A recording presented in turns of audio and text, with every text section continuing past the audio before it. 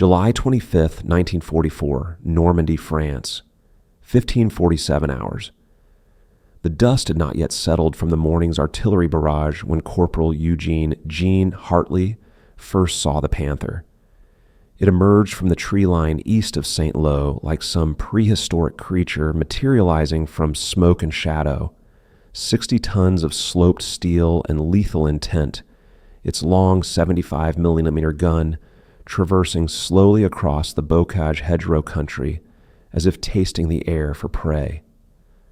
Hartley was 23 years old, a farm boy from Nebraska who had never seen an ocean before his troop ship crossed the Atlantic, and he was crouched in the commander's hatch of an M4A1 Sherman tank that the crew had named Cornhusker in a moment of homesick sentimentality that now seemed like it belonged to a different lifetime. The Sherman's 75mm gun, adequate against most German armor in North Africa, marginally effective against the improved models in Italy, was effectively useless against the frontal armor of a Panzer V Panther at combat range. Hartley knew this. Every American tanker in Normandy knew this. It was the kind of knowledge that sat in your stomach like cold lead, that made your hands shake when you loaded shells into the breech, that turned every encounter with German heavy armor into a mathematical problem with only one acceptable solution: flank it or die trying. But flanking was not possible.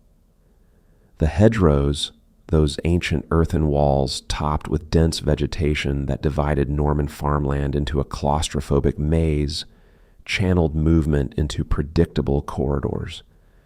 The Panther had caught Cornhusker in the open at the intersection of two farm tracks, with nowhere to maneuver and no time to reverse into cover. Hartley's tank commander, Lieutenant James Kowalski, was already screaming orders: reverse, reverse, get us back. But the driver, a kid from Philadelphia named Dominic Russo, had stalled the engine in panic, and now the Sherman sat motionless in the July heat, a stationary target for a gun that could punch through its frontal armor at 1,500 yards. What happened in the next 47 seconds would become the subject of a field intelligence report, 3 separate after-action reviews, and eventually a classified tactical bulletin distributed to every armored unit in the European theater. But in the moment itself, as the Panther's turret began to traverse toward Cornhusker, with the inexorable certainty of a guillotine blade falling, there was only Eugene Hartley, his hands on the manual traverse wheel of the Sherman's turret, and an idea so geometrically improbable that it should not have worked. He aimed at the ground. To understand the significance of what Hartley did, and more importantly, to understand why it violated every doctrine the United States Army had taught him, one must first understand the fundamental asymmetry of armor warfare in northwestern Europe in the summer of 1944. The Sherman tank, which equipped the vast majority of American armored units, was not designed to fight Panthers and Tigers in frontal engagements. It was designed for reliability, mechanical simplicity, and mass production.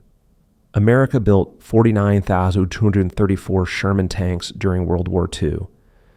Germany built approximately 6,000 Panthers and won 347 Tigers. The Allied strategy was never parity of quality. It was overwhelming quantity, combined with air superiority and logistical dominance. American armor doctrine explicitly acknowledged that Shermans would lose one-on-one engagements with German heavy tanks. The solution was never to fight one-on-one. Use numerical superiority, use artillery, use air support, use maneuver, flank them, swarm them, accept casualties as the necessary price of eventually destroying targets that were individually superior but collectively outnumbered. This was cold mathematics, and it was correct. But mathematics offers little comfort to the man sitting in a Sherman at the moment a Panther's gun swings toward him. The German tankers, for their part, had been told that they possessed the finest armor in the world. This was not propaganda. It was verifiable fact. The Panther's frontal armor was 80 millimeter thick, sloped at 55 degrees from vertical, which gave it an effective thickness of approximately 140 millimeter against kinetic penetrators. Its gun could penetrate a 138 millimeter of vertical armor at 1,000 meters. By contrast, the Sherman's frontal armor was 50 millimeters, barely sloped, and its 75 millimeter gun could penetrate perhaps 68 millimeter of armor at 500 meters under ideal conditions. In other words, the Panther could kill a Sherman at ranges where the Sherman could not even scratch the Panther. German armor crews called American tanks Ronsons, a reference to the cigarette lighter company whose advertising slogan was "Lights first time, every time," because of their tendency to burn when penetrated. American tankers called the Sherman a Ronson too, but without the mockery. For them, it was simply a description of mortality, spoken in the flat affect of men who understood the odds and climbed into the steel coffin anyway. Hartley understood the odds. He had seen 3 Shermans from his company burn in the hedgerows over the past 2 weeks. He had pulled a wounded loader out of a knocked-out tank near Carrington and smelled the particular horror of burning flesh mixed with diesel fuel and cordite. He knew that at the range separating Cornhusker from the Panther, approximately 400 yards, his gun could not penetrate the German tank's frontal armor. He knew that the Panther's first shot would likely punch through the Sherman's bowplate and kill everyone in the hull. He knew that doctrine said to reverse, to maneuver, to call for artillery support that would arrive far too late to matter. He aimed at the ground anyway. What Hartley had remembered in that moment when death was measured in seconds was something a gunnery instructor had mentioned, almost as an aside during training at Fort Knox 8 months earlier. That's an instructor. Hartley could not recall his name, could barely recall his face, but would remember his voice for the rest of his life, had been discussing why tankers should avoid firing at sloped armor at acute angles. At extreme angles, the instructor had said, your round won't penetrate. It'll just ricochet off, waste of ammunition. But then he had added something else, almost as a theoretical curiosity. Of course, if the round ricochets at the right angle, and there happens to be another target in the path of the ricochet, well, physics doesn't care about your intentions. Physics doesn't care about your intentions.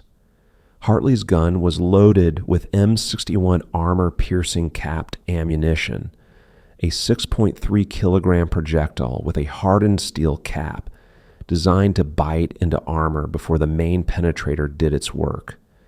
At the angle Cornhusker was positioned relative to the Panther, a direct shot at the German tank's glacis plate would achieve nothing.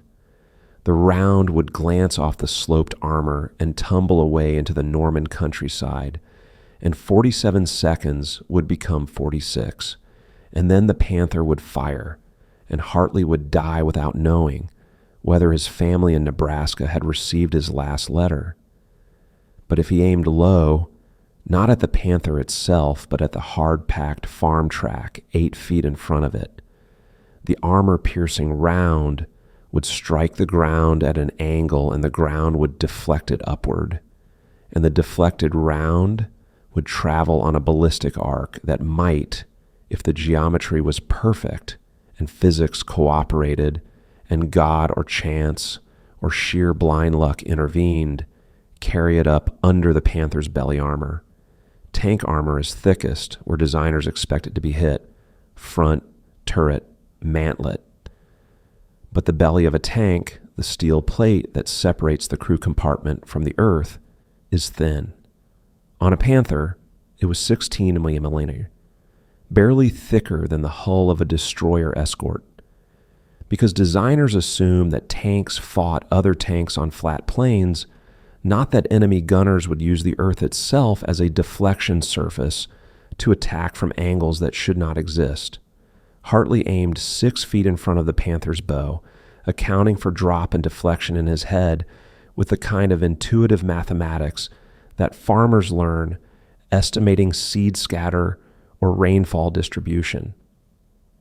He did not think about the fact that he was attempting a shot that no training manual described, that no gunnery table accounted for, that violated every principle of direct fire. He did not think about the possibility that the round would simply bury itself in the ground or deflect at the wrong angle or fragment on impact. He thought, physics doesn't care about your intentions. He fired. The 75-millimeter gun recoiled, and the Sherman's fighting compartment filled with the acrid chemical stink of spent propellant. And for one terrible elongated second, nothing happened. Then the earth in front of the Panther erupted in a geyser of Norman soil, and the armor-piercing round, deflected at approximately 40 degrees from its original trajectory, completed a parabolic arc that carried it upward into the thinnest part of the German tank's armor at a velocity still sufficient to punch through 16 millimeter of steel plate. The Panther did not explode. Tanks in reality rarely explode the way they do in cinema, but something vital ruptured inside its belly, fuel line or ammunition storage or hydraulic reservoir, and black smoke began pouring from the engine deck. The turret, which had been traversing toward Cornhusker with mechanical precision, stopped. The German crew, trained and experienced and expecting nothing more challenging than another easy kill against outmatched American armor, evacuated through the hatches with the kind of disciplined speed that suggested they understood exactly how quickly a damaged tank could become a crematorium. Hartley stared through his gun sight at what he had done. Lieutenant Kowalski was shouting something. Congratulations or disbelief or orders to fire again. Hartley could not distinguish through the ringing in his ears. Russo had gotten the engine restarted and was reversing the Sherman into the cover of a hedgerow. The Panther sat motionless on the farm track, smoke billowing, its crew running for the tree line. A Sherman had just defeated a Panther in a frontal engagement at 400 yards, using a technique that did not exist in any manual. The impossible had occurred because one gunner had chosen to trust geometry over doctrine. July 27, 1944, 7th Corps Field Intelligence Unit. The after-action report filed by Lieutenant Kowalski was flagged for review by Divisional Intelligence within 6 hours of its submission. This was unusual. Most AARs, even those describing successful engagements, were processed through routine channels, abstracted into casualty statistics and equipment loss ratios, and filed away. But Kowalski's report described something that contradicted the established understanding of what Sherman tanks could and could not do. It described a frontal kill against a Panther, achieved without artillery support, without air support, without the numerical superiority that American doctrine relied upon. And it described a firing technique that, if reproducible, might fundamentally alter the tactical calculus of armor warfare in close terrain. Captain Robert Thornton, the intelligence officer assigned to investigate, arrived at Cornhusker's position on the morning of July 27th, with a surveying team, a photographer, and a deep skepticism that something genuinely novel had occurred.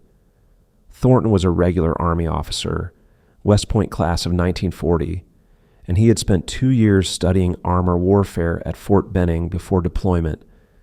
He knew the ballistics tables, he knew the armor penetration values, he knew what was possible and what was fantasy. And a Sherman killing a Panther from the front, using a ground ricochet, sounded like fantasy. Hartley walked him through it. They stood on the farm track where the engagement had occurred. The Panther had been towed away for examination, but its position was marked, and the earth still bore the crater where Hartley's round had struck. Thornton measured angles with a transit. He calculated trajectories. He examined photographs of the Panther's belly armor, which showed a clean penetration consistent with a projectile that had struck from below at an acute upward angle. He interviewed every member of Cornhusker's crew separately, looking for inconsistencies or embellishments. "You understand," Thornton said to Hartley at one point, "that what you're describing should not work. The round should have buried itself on impact, or fragmented, or deflected at the wrong angle entirely." "Yes, sir," Hartley said, "but it did work. Once." "Yes, sir, once." Thornton was silent for a long moment, staring at the crater. "Why did you think to try it?" "Because dying without trying seemed worse than trying something that might not work." This, Thornton would note in his report, was perhaps the most honest articulation of American tactical innovation he had encountered in 2 years of war. Not doctrine, not training, just the desperate pragmatism of men who refused to accept that superior enemy equipment made defeat inevitable. The testing began 3 days later at a captured German proving ground near Isigny-sur-Mer. The Ordnance Corps brought in 2 captured Panthers, 1 intact, 1 damaged, and 3 Shermans. They positioned the Panthers at various ranges and angles. They had gunners attempt the ground ricochet technique that Hartley had improvised, firing at marked points on the ground at calculated distances from the target. They used high-speed cameras to track projectile behavior. They measured penetration, deflection angles, success rates. The results were simultaneously encouraging and frustrating. Under ideal conditions, hard ground, correct range estimation, proper deflection angle, the technique worked approximately 40% of the time. The round would ricochet upward and strike the target's belly armor with sufficient energy to penetrate. Under non-ideal conditions, soft ground, incorrect estimation, target movement, the success rate dropped to less than 10%. And even when successful, the technique required the Sherman to remain stationary long enough to aim carefully, which meant exposing itself to return fire. In other words, it was not a miracle solution. It was a desperate expedient that might work if conditions aligned, and the gunner had exceptional judgment and luck was on his side. But 40% was better than 0%. And 0% was what the ballistics tables said a Sherman's chances were against Panther frontal armor at medium range. On August 12, 1944, 7th Corps issued Tactical Bulletin 44-08, marked restricted to all armored units in Normandy. The bulletin described the ground ricochet technique in technical detail. It included diagrams showing optimal aim points relative to target distance. It emphasized that this was a technique of last resort, to be employed only when maneuver was impossible and direct fire was ineffective.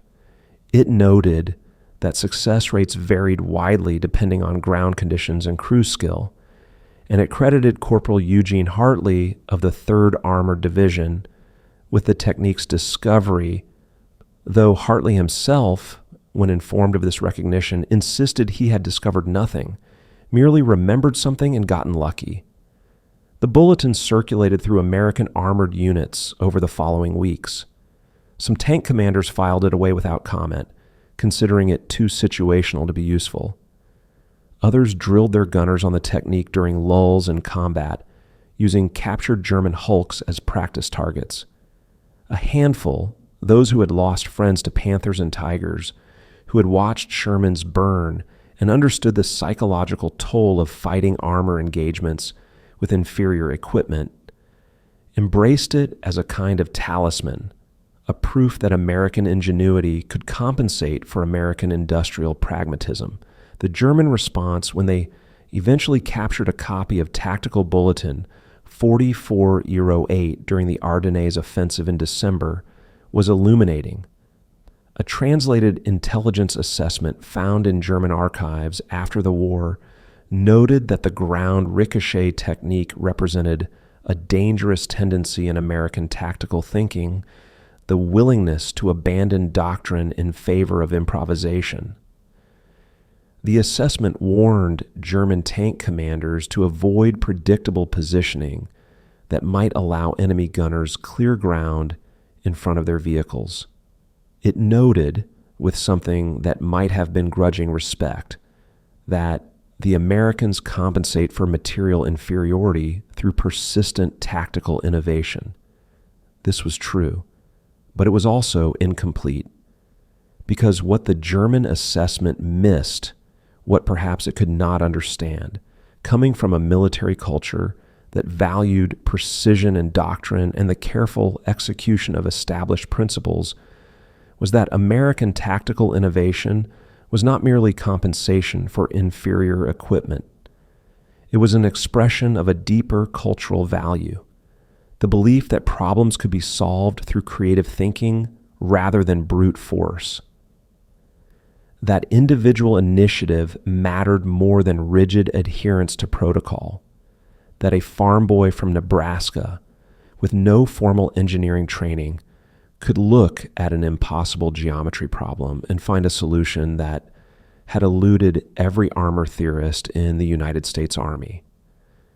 In the years after the war, when historians and military theorists would analyze the American experience in the European theater, they would often focus on material advantages, industrial production, air superiority, logistical capacity.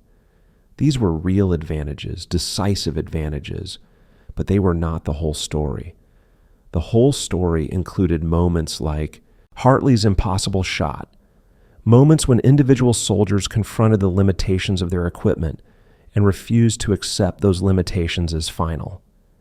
The M61 armor-piercing shell, a standardized munition produced by the millions, adequate but not exceptional, became in Hartley's hands something more than its specifications suggested. Not because the shell itself was remarkable, but because the mind that deployed it refused to see the world in two dimensions. The shell, in this sense, became a symbol of asymmetric thinking. German armor doctrine was vertically integrated. Superior tanks, superior guns, superior armor, deployed according to carefully refined tactical principles that maximized their technical advantages. American armor doctrine was horizontally distributed. Adequate tanks, adequate guns, adequate armor, deployed in overwhelming numbers by crews trained to think laterally, to improvise, to find solutions that existed outside the standard playbook. Neither approach was inherently superior, but in the close terrain of Normandy, where maneuver space was constrained and technical advantage was blunted by hedgerows and ambush conditions, the horizontal approach had one crucial edge. It was resilient. When doctrine failed, improvisation filled the gap. Hartley's shell, the one that ricocheted off Norman earth and punched through 16 millimeter of Krupp steel, ended up in a collection of battlefield artifacts at the Ordnance Corps Museum in Aberdeen, Maryland. It sits there still in a glass case, labeled with a small placard that describes the engagement in clinical terms: date, location, units involved, outcome. The placard does not mention the 47 seconds of terror that preceded the shot, or the way Hartley's hands shook after the Panther's crew evacuated, or the fact that he nearly vomited from adrenaline crash once the immediate danger had passed. It does not mention that Hartley would fire 17 more ground ricochet attempts over the next 4 months, and that only 3 would connect, and that 2 of those 3 would fail to penetrate because the ground was too soft or the angle was wrong. It does not mention that asymmetric thinking has asymmetric results, that innovation is not a guaranteed solution, but merely a chance at survival when conventional solutions have exhausted themselves. But the shell sits there nonetheless, a mute testament to the moment when geometry triumphed over despair. By the autumn of 1944, the ground ricochet technique had achieved a peculiar status within American armored forces, widely known, occasionally practiced, rarely successful. It appeared in training materials as a footnote, a curiosity, something that had worked once under specific circumstances and might work again if conditions aligned. Most engagements between Sherman's and German heavy armor still ended according to the statistical probabilities that the Ordnance Corps had calculated. The Sherman died, or the Sherman flanked and survived, or artillery arrived in time to save the Sherman, or the German tank withdrew for logistical reasons unrelated to the immediate tactical situation. The ground ricochet was not a game changer in the strategic sense. It did not alter the fundamental balance of armor quality, but it altered something else, something harder to quantify in after-action reports and casualty statistics. It altered the psychology of American tank crews. It provided proof, tangible, documented, reproducible proof, that inferior equipment did not mandate inferior outcomes, that creativity could compensate for capability, that the man operating the machine mattered as much as the machine itself. This was not a small thing. Morale in armored units is fragile, built on the assumption that your vehicle provides at least a fighting chance of survival. When that assumption erodes, when crews begin to see themselves as mobile coffins waiting for execution, effectiveness collapses. Men become hesitant, defensive, unwilling to take necessary risks. Entire units can be paralyzed by the knowledge that they are outmatched. What Hartley's shot provided, more valuable than any technical advantage, was psychological armor. The knowledge that even in the worst situation, with no room to maneuver and no time to wait for support, there was still something you could try. Something that violated doctrine and defied probability, but had worked at least once. The Germans understood this in their way. Captured documents from late 1944 show increasing concern about American tactical unpredictability. Where German armor tactics were methodical and doctrinally sound, American tactics were described as erratic and inconsistent, sometimes brilliant, sometimes suicidal, impossible to predict, because they seemed to vary based on individual crew initiative rather than standardized procedures. This unpredictability, the documents noted, complicated German planning. You could not wargame against an enemy who refused to follow his own doctrine. What the Germans perceived as inconsistency was actually decentralized innovation. American armor crews were not ignoring doctrine. They were supplementing it with local knowledge, personal experience, and the kind of creative desperation that emerges when survival depends on thinking faster than the enemy's gun can traverse. Eugene Hartley was killed on November 17, 1944, near Aachen, when his Sherman took a direct hit from a German Panther tank destroyer during the grinding, attritional battles along the German frontier. He was 23 years old. He had survived 4 months in combat, which was longer than most, and he had been recommended for a Bronze Star for his actions at Saint-Lô, though the paperwork was never completed before his death. His body was recovered and buried in the Henri Chapelle American Cemetery in Belgium, where it lies among 7,992 other American dead. His parents received a telegram, a folded flag, and a citation that mentioned his gallantry in action without providing details.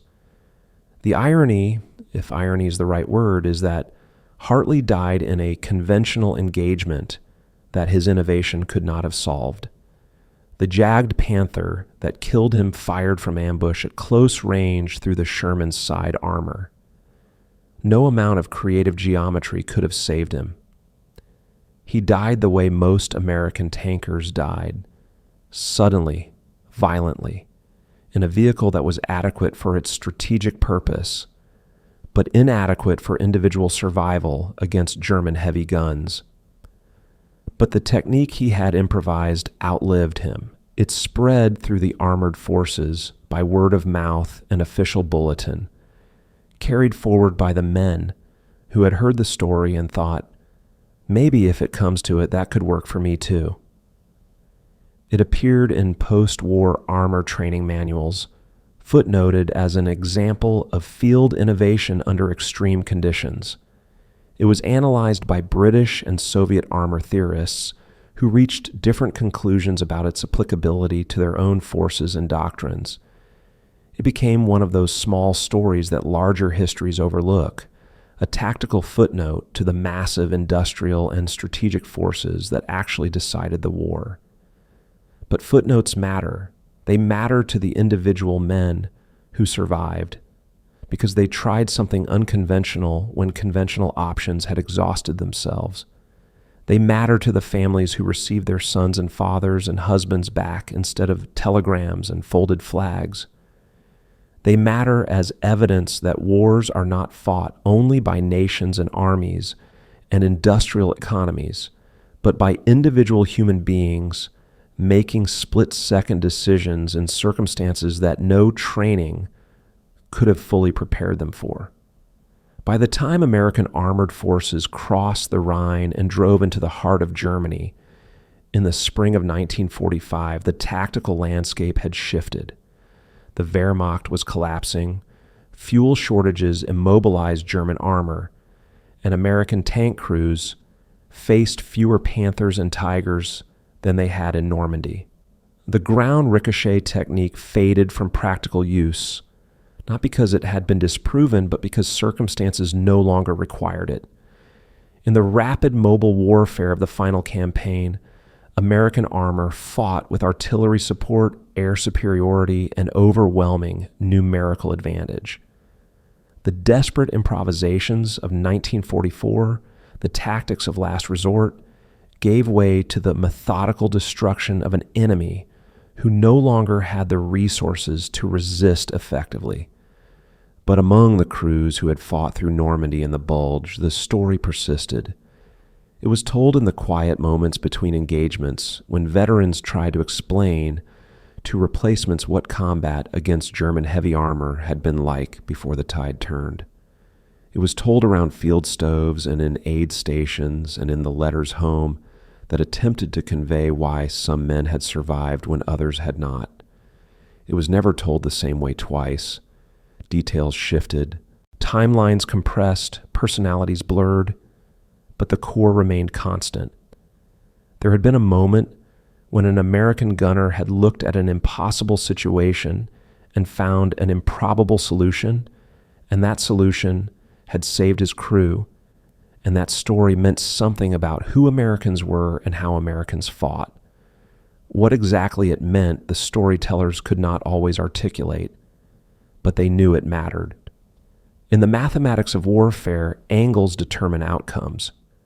The angle of armor slope determines whether a round penetrates or ricochets. The angle of approach determines whether an attacking force is enfiladed or covered. The angle of trajectory determines whether artillery lands on target or falls harmlessly into empty ground. Generals and engineers and ordnance designers spend careers calculating angles, optimizing them, building them into the steel and doctrine that armies carry into battle. Eugene Hartley's angle, the crazy angle, the angle that should not have worked, the angle that existed only because one farm boy from Nebraska refused to accept that geometry had foreclosed all possibility of survival, was not in any manual. It could not have been because it violated the assumption that tanks fight tanks directly, that projectiles travel in straight lines from gun to target, that warfare occurs in 2 dimensions rather than 3.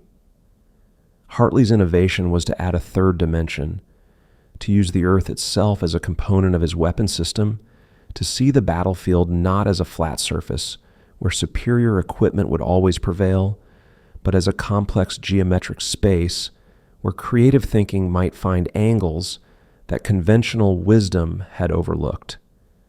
This is not a comfortable lesson for military institutions. Institutions value predictability, reproducibility, scalability. They value solutions that work reliably across diverse conditions and can be codified into doctrine that officers can study and enlisted men can execute. Hartley's technique was none of these things. It was situational, probabilistic, dependent on individual judgment in ways that resisted standardization.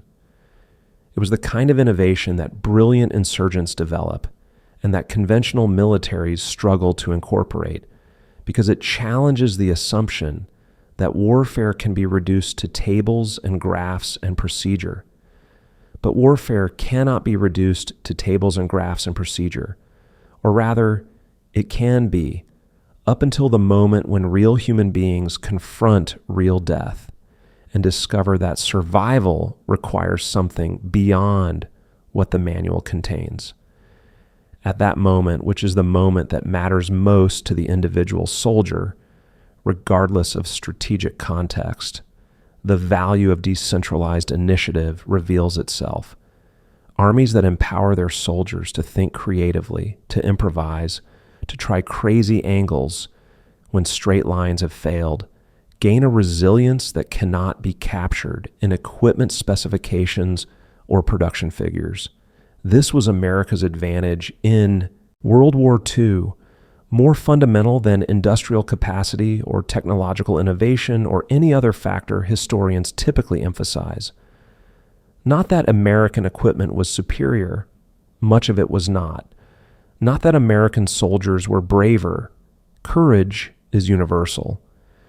But that American military culture, for all its flaws and bureaucracies and occasional stupidities, made space for Eugene Hartley to try something that should not have worked. And when it worked, made space to learn from it, to document it, to share it with other crews who might someday face the same impossible geometry. The shell in the Aberdeen Museum, tarnished now, its steel darkened by decades, surrounded by artifacts from a war that fewer living people remember with each passing year, represents a truth larger than itself. It represents the idea that innovation is not the exclusive province of engineers and scientists and generals, that creativity emerges from necessity, that the most important angle in any battle might be the one nobody thought to calculate in advance. Klaus Richter, the Luftwaffe pilot who saw women working on American bombers, understood that ideology which contradicts reality will always lose to pragmatism that accepts reality.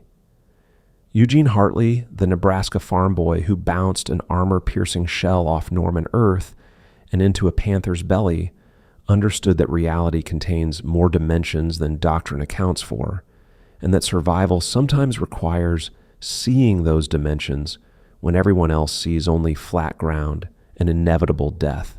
Both men discovered in their different ways that American power in World War II rested not only on factories and fields and furnaces, but on a cultural willingness to question assumptions, to try improbable solutions, to grant individual initiative the authority to override established procedure when circumstances demanded it.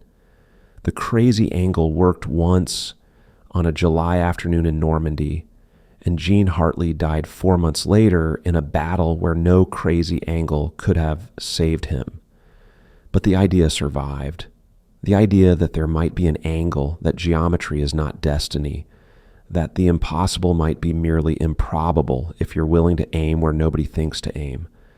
That idea, more than any shell or tank or gun, is what the Aberdeen Museum preserves. Not the weapon that won the war, but the mind that refused to lose it,